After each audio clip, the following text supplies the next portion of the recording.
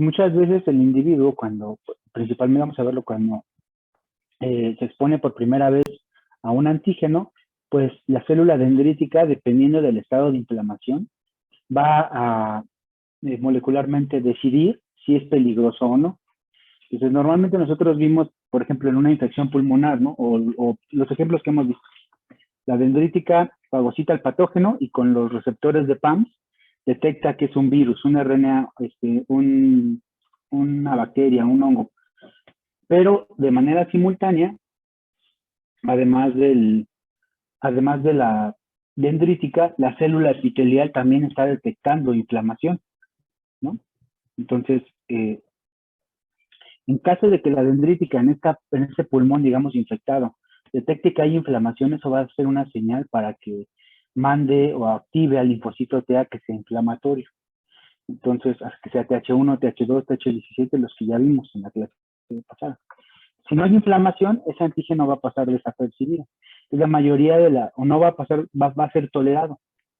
Entonces, eso es lo que pasa en la mayoría de las personas. Por ejemplo, los antígenos del polen, de los alimentos, como normalmente el individuo se expone a ellos cuando está en estado de salud, cuando no hay inflamación, pues no hay una respuesta. Los linfocitos T que reconocen estos antígenos no se vuelven TH1, TH2 o TH17, se vuelven reguladores o se eliminan, ¿sale?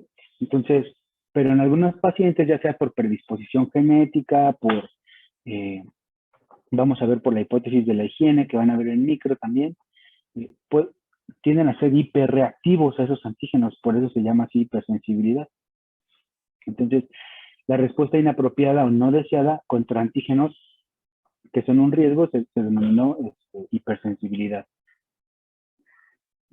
Y los primeros que la describieron fueron Paul Portier y Charles Richet. Estos dos médicos determinaron la hipersensibilidad contra una proteína que producía la medusa azul, la Physalia officialis. Hasta hay varias estampillas conmemorativas. Entonces, esta medusa en algunas personas generaba una reacción que ellos definieron como anafilaxia o anafilaxis. Ajá. Entonces, la anafilaxia, por sus raíces grecolatinas, se define como contra la protección, ¿no? Entonces, es una respuesta no deseada contra un antígeno que no es dañino y es contrario a la protección, ¿no? Es una reacción que está dañando al individuo. Y pues esto les confirió el Nobel de Medicina en 1903. ¿De acuerdo? Entonces, ahora ya tenemos más información acerca de los mecanismos celulares y moleculares de la hipersensibilidad. Tenemos la hipersensibilidad inmediata y la hipersensibilidad de tipo retardado. La hipersensibilidad inmediata es la que normalmente está mediada por anticuerpos. Vamos a ver los diferentes tipos de hipersensibilidad mediada por anticuerpos. Y por otro lado tenemos la hipersensibilidad de tipo retardado que está mediada por linfocitos T. En cualquiera de estas dos hipersensibilidades hay alteraciones del sistema inmunológico. ¿De acuerdo? Muy bien. Entonces, la clasificación de las hipersensibilidades las enlista en 4 tipos. Ajá. Hipersensibilidad 1, 2, 3 y 4.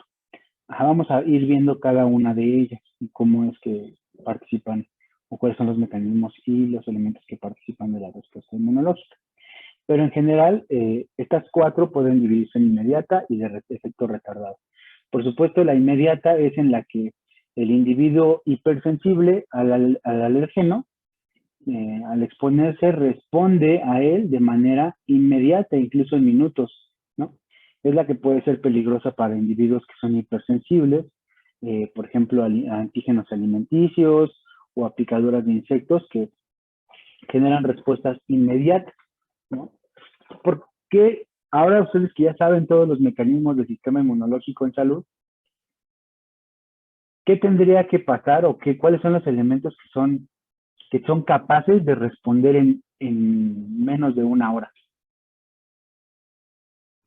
Ahora, si ustedes ven a un paciente que tiene una reacción anafiláctica, como la definieron Portier y Richet, creo que todos más o menos tenemos una idea de una reacción anafiláctica, ¿no? Incremento de la inflamación aguda en la secreción de moco, Lo más peligroso, por supuesto, es la contracción muscular en las vías respiratorias. Eso puede generar asfixia, ¿no?, en su paciente. Entonces, ¿qué mecanismos creen que están involucrados o quién podría hacer eso?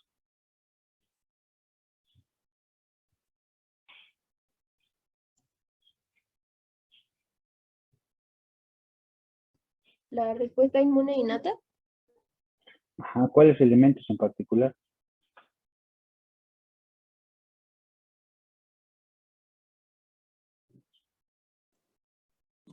Yo creo que los granulocitos, ¿no? Por sus gránulos preformados y los mastocitos, cebadas. Bueno, que no son granulocitos, pero pues también participan.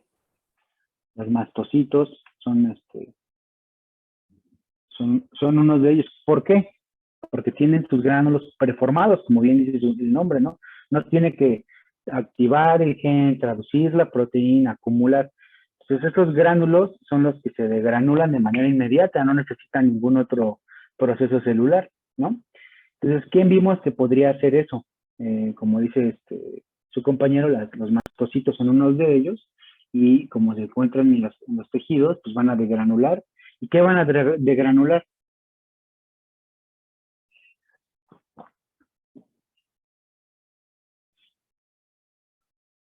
¿Qué hay en qué contenido? Estos gránulos preformados de los granulocitos, bueno, de las células cebadas, no son los únicos, pero ¿qué contenido tienen? ¿Qué cosas tienen que